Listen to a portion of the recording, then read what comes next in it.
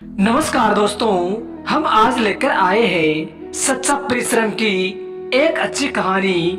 बनारस के छोटे से गांव में गोपाल नाम का एक किसान रहता था। उसके पास थोड़ी सी खेती बाड़ी थी। उससे उसे जो कुछ मिल जाता था वह उसी से गुजारा कर लेता तथा अपनी छोटी सी गृहस्थी की गाड़ी खींच रहा था।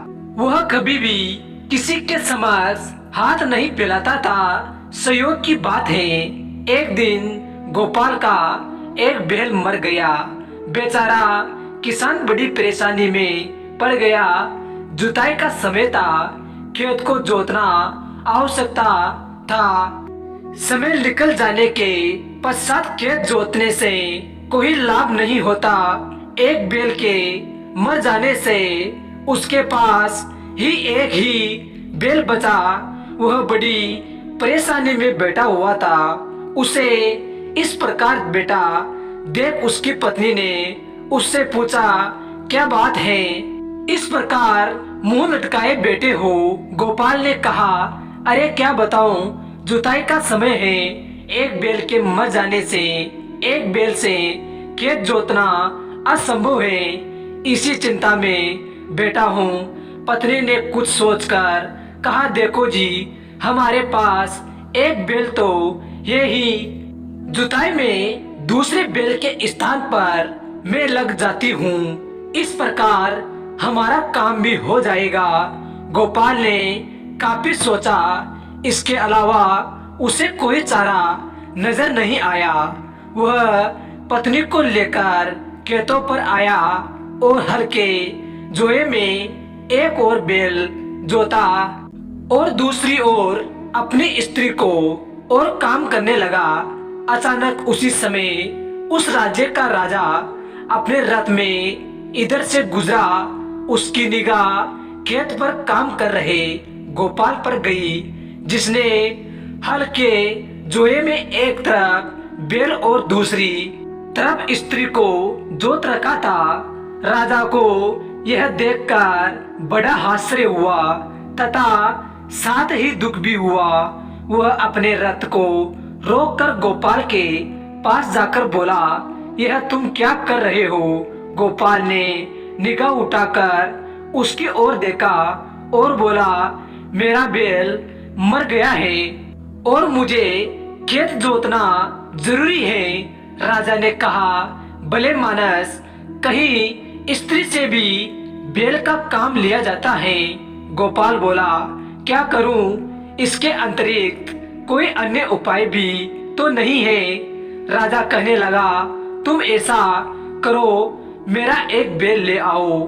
गोपाल बोला, किंतु मेरे पास इतना समय नहीं है। राजा बोला, सुनो भाई, तुम इस स्त्री को बैल लाने भेज दो। जब तक ये आएगी तब तक मैं उसकी जगह काम करूंगा। गोपाल की स्त्री ने कहा, महाराज, आप तो देने को तैयार हो, पर आपकी पत्नी ने इनकार कर दिया तो? राजा बोला, तुम चिंता मत करो, ऐसा नहीं होगा।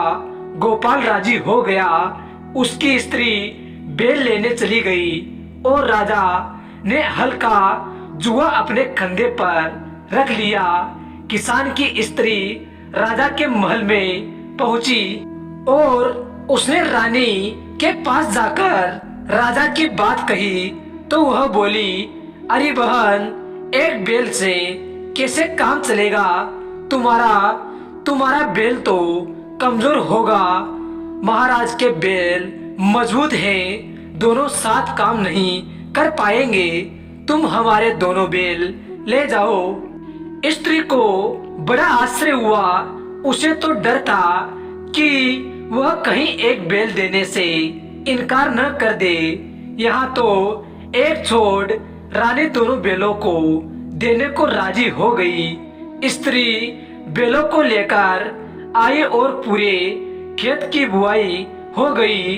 कुछ समय पश्चात फसल हुई। गोपाल ने देखा तो वह आश्चर्य में पड़ गया। सारे खेत में अनाज पैदा हुआ है, किंतु जितनी जमीन पर राजा ने हल चलाया था और उसका पसीना बहा था। इतनी जमीन पर मोतियों उगे थे। यह सच्ची मेहनत का फल था। जहां राजा अपनी प्रजा की भलाई के लिए अपना पसीना बहाता है, वहां ऐसा ही फल प्राप्त होता है। मतलब उस प्रदेश की जनता हर तरह की खुशियों से मालामाल हो जाती है। जय माता दी। दोस्तों, अगर हमारी कहानी अच्छी लगी हो तो चैनल को सब्सक्राइब, लाइक शेयर जरूर करें और कमेंट पर जरूर बताएं। धन्यवाद दोस्तों।